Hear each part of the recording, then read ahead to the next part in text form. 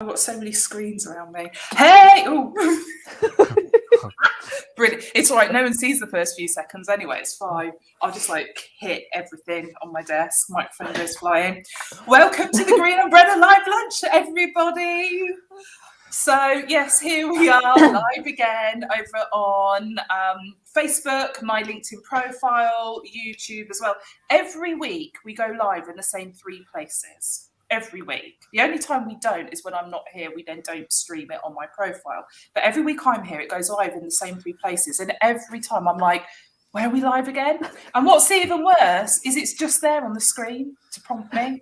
There's little ticks to say, yes, we're live in these 3 places. So I don't know why I can't kind of recall that information.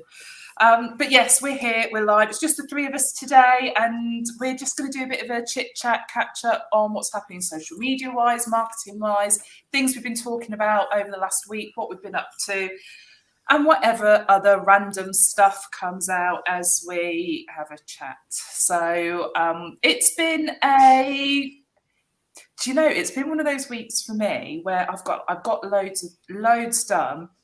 I've been writing loads of presentations and that sort of stuff because I was presenting on Tuesday, presented yesterday for something, and we've got the Recruitment Marketing Congress, which starts at 1:30 this afternoon. It's like a half-day online marketing event for recruiters. So I've been writing content for that. So it feels like I've done loads, and I've even ticked things off of my list, which I'm really happy about.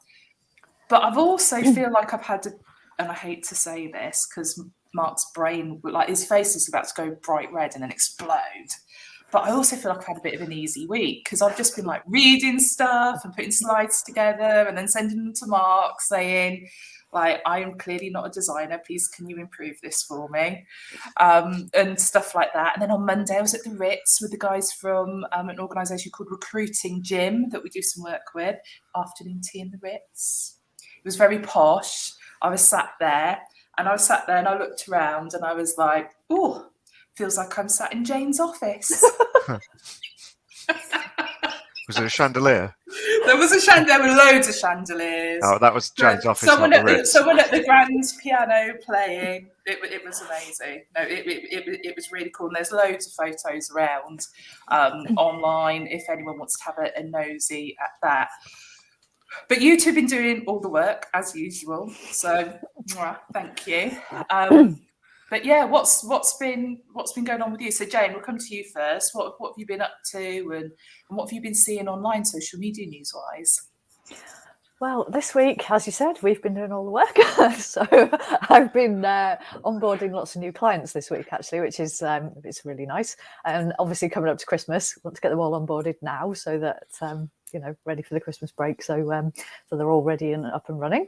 And then what I've seen in the news this week, so various things actually, some little, some bigger. So Snapchat have done something with their layers. Now I don't use Snapchat myself, so I can't I've not tried this out or anything, but apparently there's some new layers that are appearing on their map function. So when you go to create a snap and check in, I presume you do, you can see your memories from your last year. So that'll show you where you were when you did each of those snaps. Or there's an explore thing. So if you're in a new place, you can see what other people have snapped and put public, which might give you some ideas of places to visit and stuff like that.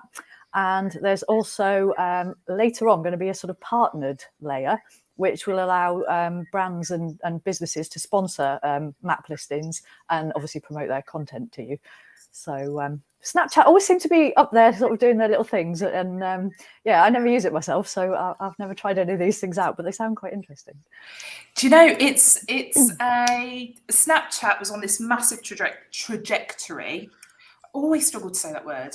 And then it kind of all the things that it had, it just got stripped away. That ephemeral content, it was in Instagram, then it was in Facebook, and obviously, it's been and gone on LinkedIn, but Twitter as well. So it's kind of, it was storming, and then all of a sudden everyone else redeveloped, and it just kind of plateaued, and it's just been ticking along in the background. And I think it always will, but it wouldn't surprise me if over the course of the next 2 to 3 years, when we're seeing all these trends of people going more towards one-to-one communications, that we don't see Snap almost have a bit of an uprising again. So yeah, it's an interesting one.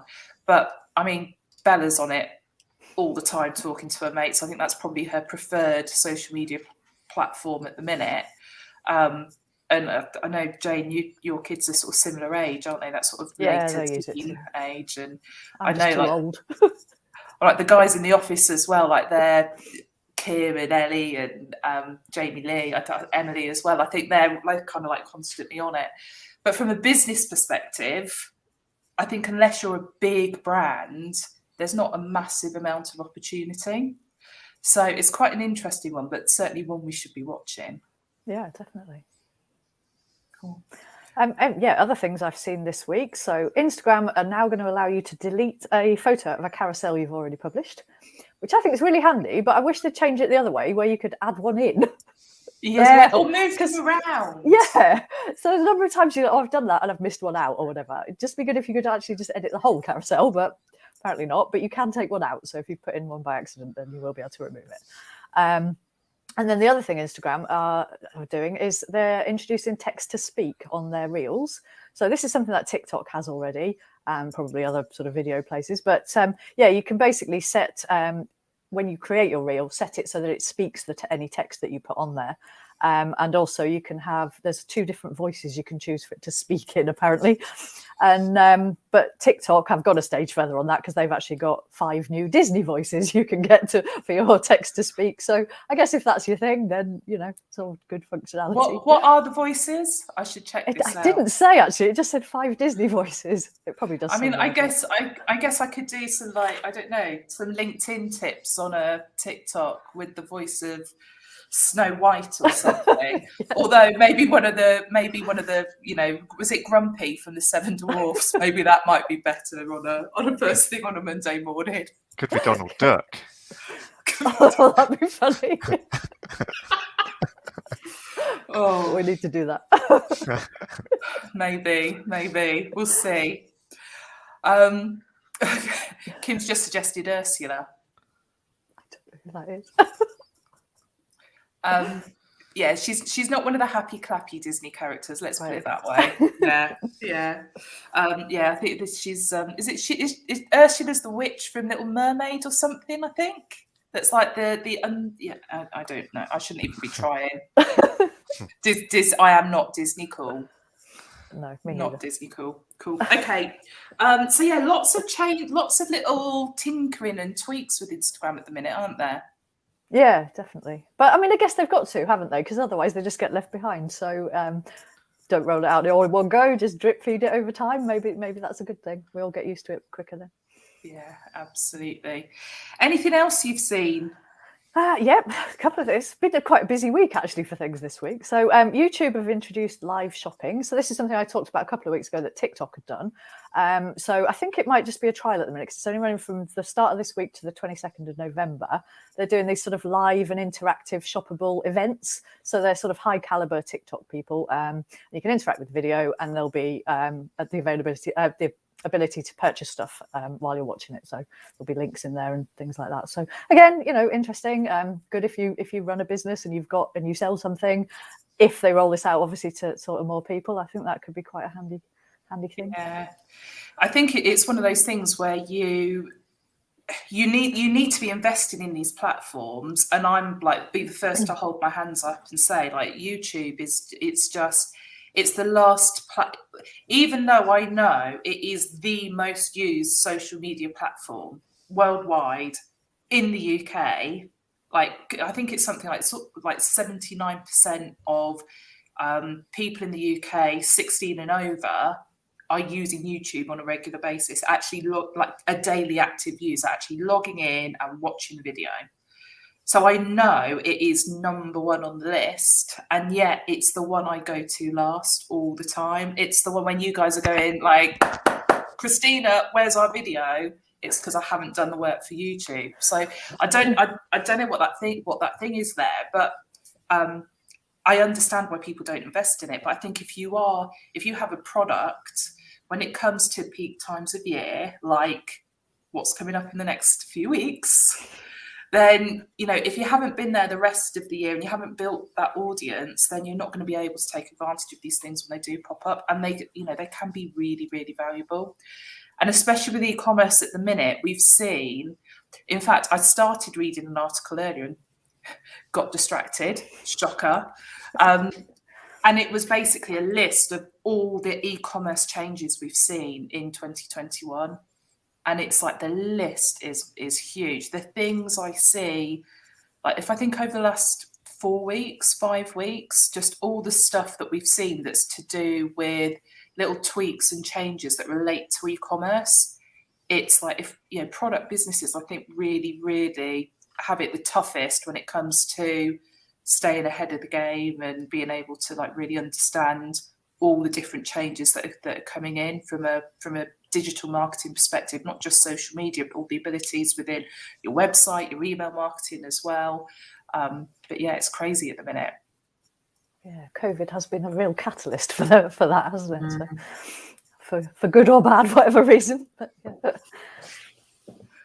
Fab. I did have one more thing as well, which was the Clubhouse changes that we've seen recently. So Clubhouse is, huge, died a bit of a death. Now it's coming back again. So they've launched replays. So that's quite unusual because it kind of goes against how they sort of branded themselves in the first place. That it was just going to be this sort of listen once and then it's done thing. Whereas now you can replay any room that you've missed, basically. So if it's on in the middle of the night and you want to listen to it at a later time, you can. And creators can also download the audio from their own room and then use it on other social channels. So you can take clips out of it, make TikToks out of it, you do what you like with it. Podcast. Yeah. So there's also a couple of other features where if you've pinned a link during your Clubhouse broadcast, that was tricky to say, then that will still work when people replay it. People can also skip to the next speaker. So if someone's boring, you can just jump off them and listen to the next person. And the creators will still be able to see who's been in the room afterwards as a replay. And they can also be set to be discoverable. So if people are searching for stuff, they can find that replay. So yeah, interesting stuff from Clubhouse. Awesome. I think, you know, Clubhouse is, and I know I've said this many times before, but Clubhouse we really need to think of as a media type. You know, the social audio, in the same way we think, right, we're going to do written, we're going to do video, we're going to do audio, and we should be using Clubhouse as a tool to create audio content rather than so much as a social media platform in its own right. But I think these changes, because they've also rolled out some sort of more advanced analytics as well. Yeah. I think all of a sudden Clubhouse has just become even more valuable to the people that use it. I still think that the way it's going to go is that we'll have lots of pockets of different people in different audio spaces. So some people will go and use Twitter Spaces, you know, and that might be a particular sector, you know, like the C-suites, let's say, might be using it there. We'll have a different sector, different industry might be using the LinkedIn option that's coming. Another set on, you know, Amazon are creating their own now. There'll be another set there. I've forgotten what it's called now, but there's a guy called Mark Cuban in this, like, he's a like big entrepreneur and owns one of the football teams over there and that kind of stuff. He's got he's called Fireside maybe. But he's just got funding for his version. I can see a lot of sports people then sort of migrating to that, and sort of the more kind of like creative artist types using the Spotify version, which is Green Room. So it's really interesting. Although Clubhouse is sort of becoming more valuable in its own right, I think it's still really going to struggle in comparison with all these other tools that are being developed. It's going to be a bit like Snapchat. You know, it had that big growth, and then all of a sudden everyone else went, see what you're doing, you're a challenger now, let's develop it ourselves, and then they kind of get lost in the mix. It's interesting though, because TikTok, if we think back to sort of May 2020, March, April, May 2020. So TikTok is, you know, we're just really becoming aware of it as a mainstream tool. It's just stopped being something that kids use, and we're starting to see more adults on there, more families doing the TikTok dances and that kind of stuff, and the marketers start to use it, and it take that shift into monetization. And TikTok's, again, it's just had this massive growth, this trajectory. I'm determined to say that right at least once before the end of this. And it's like, I think they're predicted 1.5 billion users in 2022, and like that's literally just been reported the last few days, last couple of days I've seen that. But I think is it App Annie have done a report, and I think it was part of that report basically. And what they've said is, like, as they've sort of explained that prediction, what they're saying is with all these other platforms, things like Snapchat, when Facebook, for example, have seen this thing taking off, and they've then developed those bits and pieces into their own product. Well, TikTok has just fought back, and it's come out with something bigger and better and developed it further and created more resources, and it's just always stayed ahead of the game. So people have stuck with it rather than being lured back to those channels they've used already. There was something interesting in it as well, because it said something about Instagram users. So obviously Instagram had that big increase in users. And the last time that number was reported was like 2018, 2019. And we haven't had any official reports yet, since, in terms of usage. So the theory is, have they not reported it because there's nothing really worth reporting? Like perhaps that growth in users has slowed or is just maintained. So there's nothing wow to shout about there, which is really interesting when you think that the people we're talking to, it's like the story, if you like, is that no one uses Facebook anymore. Everyone uses Instagram. TikTok's just for kids. And it's like, no, you don't understand what's happening in the world right now. Well, in the digital world right now. So, with TikTok, it's like it's one of the fastest growing social platforms we've seen to date. And I think it just goes to show that, like, between that and what we've seen happen with Clubhouse, when new social media platforms come out, it's always worth investing the time.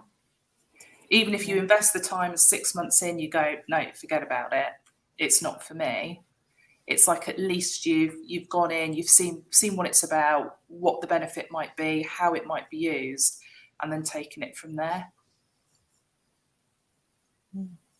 But yeah, sorry, did I rant? No. Never. Never.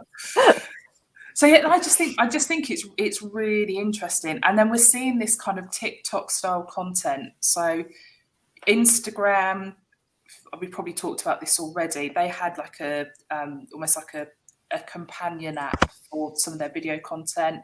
They've got rid of that. All the video is now in the main Instagram app. They're really pushing Reels, and in fact, they've oh damn, I didn't know I was going to say this, so I didn't cement the information in my little brain.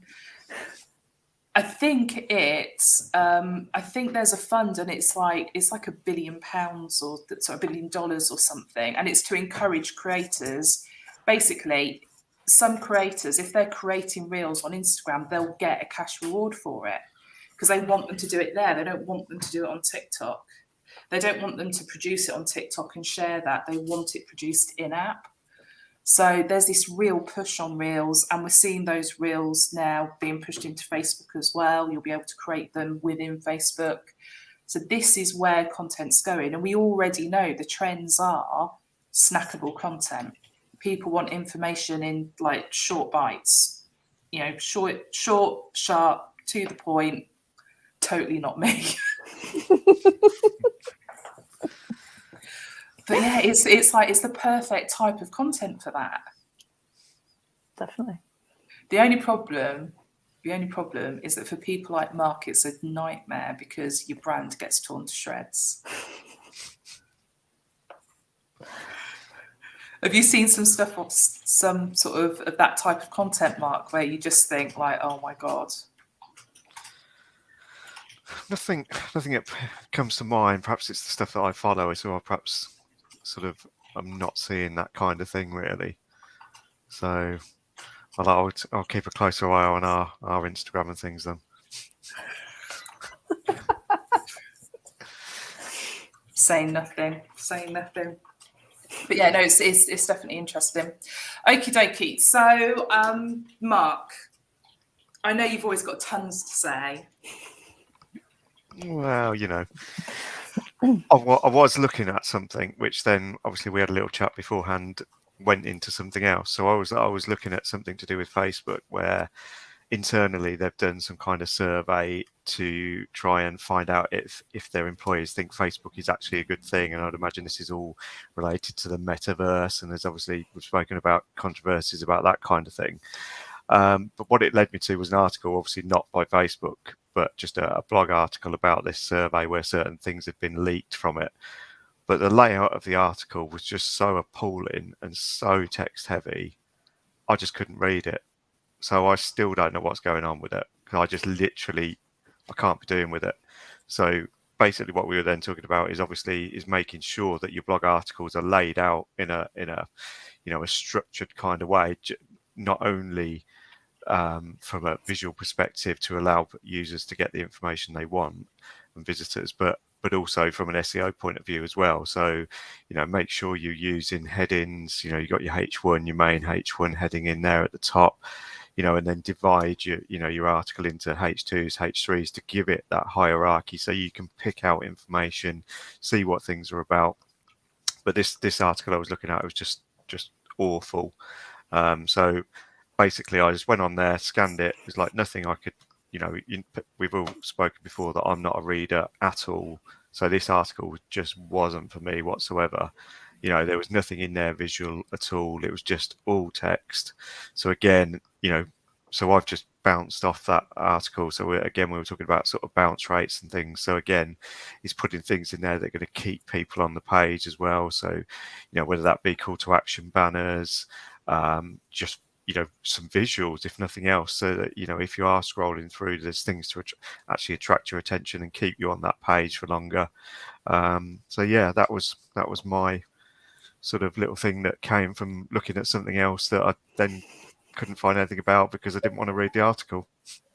Yeah, do you know, but it's so true. There's so many little tweaks that you can make that just make content that you've put, like the pain of producing this content. Like we've taught, I know I say it all the like I've actually have tried to whinge less about having to write articles, okay, because we all know I hate writing, but it's like once you've been through that pain, you've put that effort in and you've got your 500,000 whatever it is, your words, it's like you still need to do something with it so that it is, when people land on it, they want to read it, first of all. But also all these little things, they all help contribute to your SEO. And I think that sometimes is overlooked. We think, okay, well, this particular article is going to be about the metaverse, let's say, okay? And so when you're writing it, you've made sure you've used the word metaverse a few times, but then when it's on the page, it's like, right, is metaverse in the title? Have we broken the text up with some subheadings so people can scan it?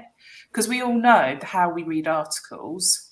There's a few things you do before you decide, and it's not just Mark being a weirdo. It's human nature. You look at it, you go, how long is it? So I can figure out whether I can be bothered. Like, can I get to the end in 30 seconds, yes or no? Because no one's got time and no one's got an attention span. And then, because you want to, even if it is only going to take 30 seconds, that still might be too long. So then you're scanning the subheadings and you might just read the paragraph you think is important to you. And that's the rest. That's it. You just dump off the rest. But if that paragraph's really engaging, then yes, you go and read the whole article. But realistically, most people have, they've taken that snackable approach. There's a title that's got my attention. I've got into it. Quick scroll up and down. Are there any pretty pictures? What are the subtitles? Because that's telling me what this is really about. Do I actually want to read it? Yes or no? And then carry on their journey from there. So if we're not putting those opportunities in, go on, Mark. No, I was going to say, obviously, thinking about, links as well. Obviously, we said about call to actions, but even just links to other things within the site as well. And obviously we've all been on sites where, you've looked for one thing and it was like, oh, there's something slightly related, or go to that. And then, before you know it, you've looked at 4 or 5 pages on that site.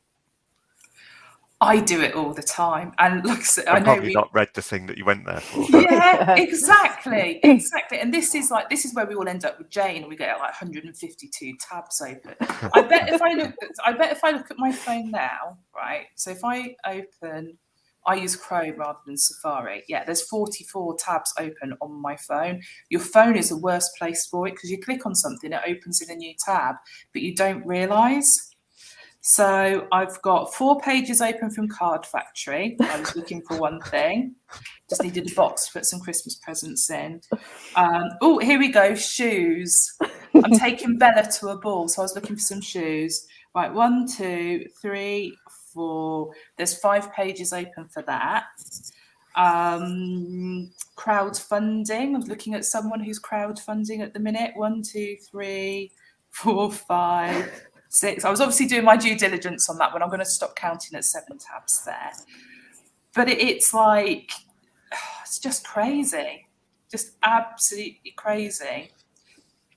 Although I'm now also seeing like espresso martinis and Harrods. I've got a tab open from Harrods. So yeah, there's a lot there. But you just don't realise, especially when you're on your mobile phone, just how many of these pages you're opening. So this is the other thing as well. It's like, actually, when you're creating these hyperlinks, you want to make sure it opens in a new tab, because I think you're delivering a better experience as well. For external links, I'd probably say in anything internal to the site, then I'd probably say keep that in the same window. Keep it in the same. Okay. Yeah. All right. Because that's what we were saying, obviously, about bounce rate and things. Obviously, if someone's going internally, you want that still to be registered within that window, I would have thought anyway.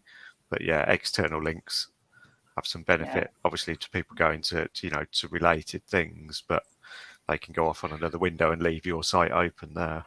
But is that also about thinking about the flow through your site? So if you're going to create those links, so like if we're putting a blog together, I like for there to be a couple of internal links there, but I really want those internal links to be really relevant, and I want it to be that it's really easy for people to get back to where they started. Even if they've clicked a few times, it should always be really easy, because you get distracted and you go, why am I looking at there? Why am I looking at this handbag when I was here buying shoes? Why am I looking at email marketing services when I came here to find out how much a blog was? So I think it is that, or is that only me? You're both like looking at me now like, we know this is how you work, Christina. It's get just them going you. around the whole site. Well, that's it. But like sometimes you've gone down a rabbit hole and it feels like you just can't find your way back again. You've actually forgotten what you went there for in the first place. Yeah. No, that's you, Mark, because you're all right. Oh yeah, that's true. But like I said, I think it's like thinking about, like, from this one page, this one article, where are people going to go? And actually, even before that, is it laid out in a way that makes sense? We're seeing so much stuff now, so much information where, like, and especially this time of year, people are doing lots of, what's happened so far this year, what are the stats, what we're expecting to see next year, all of that kind of thing. And there's a lot of stats in there. And I think even with the visuals, it's not necessarily like there's 500 words, put another stock image in there. You don't have to go to the extreme of big, long infographics and that kind of thing. If you can, if you've got that resource, brilliant, definitely do it. But if you haven't, then actually just like one image with that one stat is like, that's useful. And it makes that article more shareable. All of a sudden, if I want to share a link to your article, I've got a really nice image to use to go alongside with it.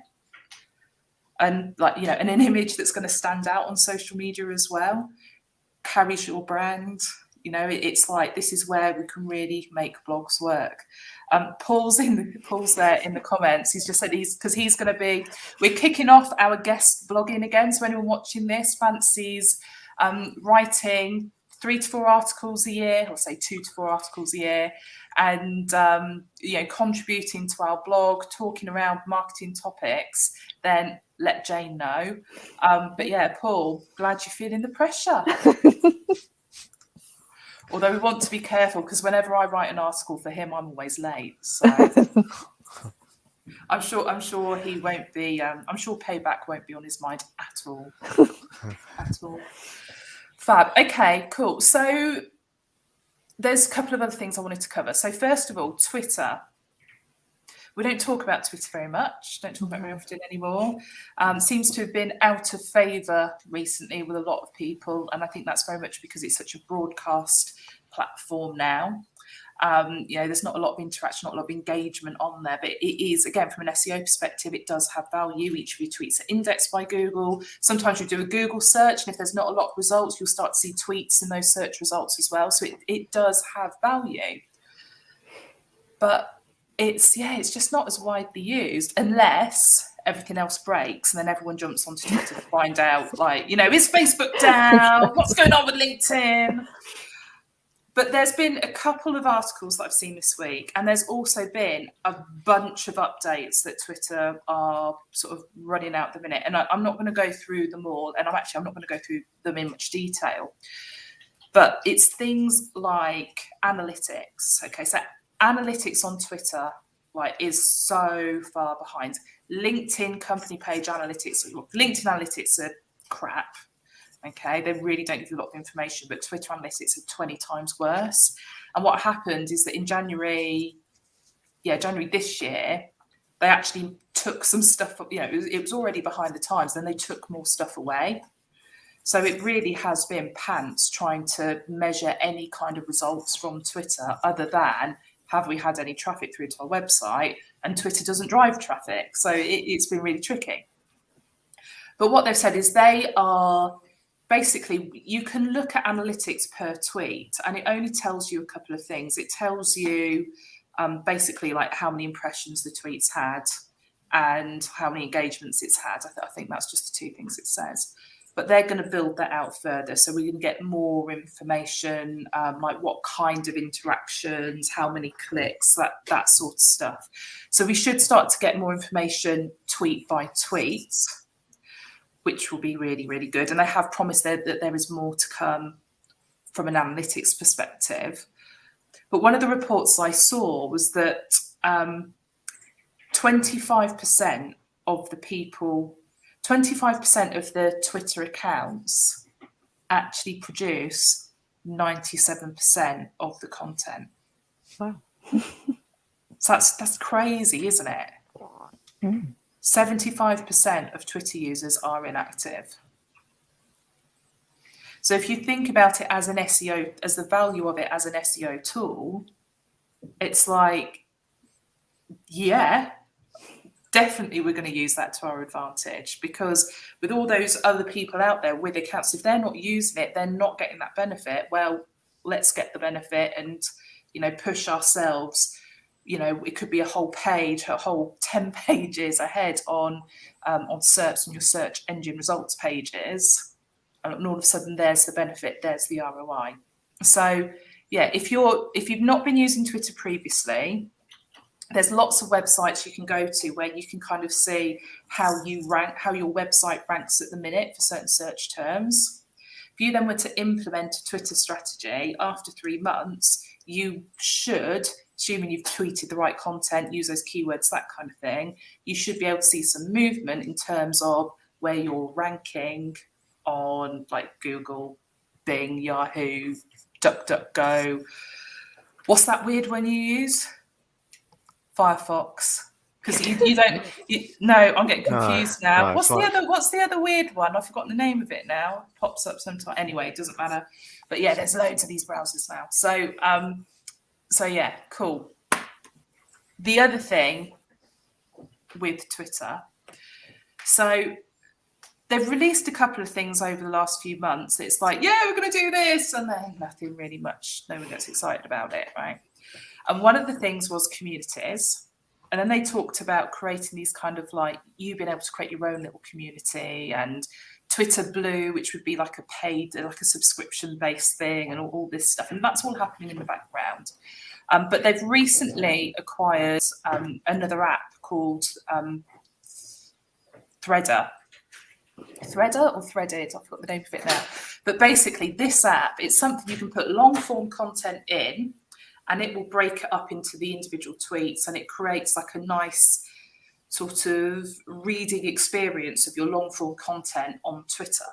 So again, you know, we talk a lot about repurposing content. I think that's going to be really useful going forward.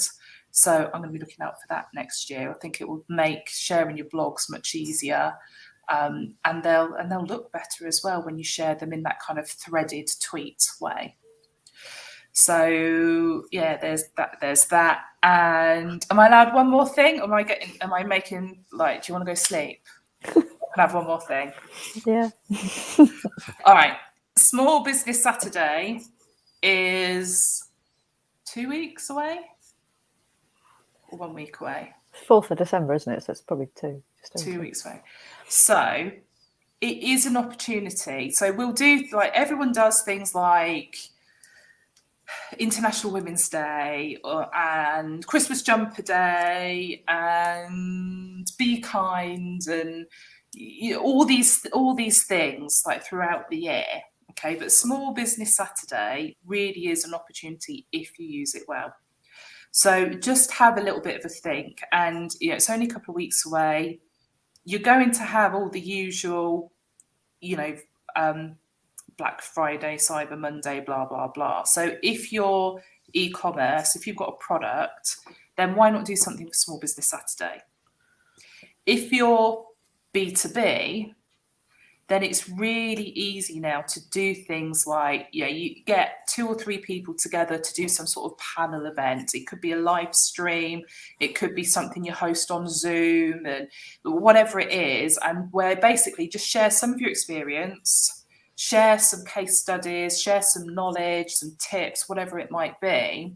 And even if you only get 5 or 6 people onto that call, that's 5 or 6 leads that you potentially can get this side of Christmas and convert this side of Christmas, so that help you finish the year on a high. So just think about how you can use Small Business Saturday. But yeah, that's all I was going to say really on that one. Just get thinking. If you've got ebooks, guides, blueprints, that kind of stuff, if there's something you've been working on and you've been thinking, oh, when am I going to launch it? If it's ready to go, Small Business Saturday, do something around that. Because there's a Small Business Saturday in the US. Well, that happened a couple of weeks ago. So the 4th of December, it's the UK Small Business Saturday. So, and if you are going to do something, especially if you are B2B, approach like local councils, that kind of thing. They'll have some sort of inward investment type team that can help you promote that to other businesses in your area. So it is an opportunity that is definitely worth your time, and you should be taking it. Preach. Obviously, we're not doing anything about it. No, we are. Awesome. Okay, so that's it. That's everything on my little. I wrote a list today. Are you proud?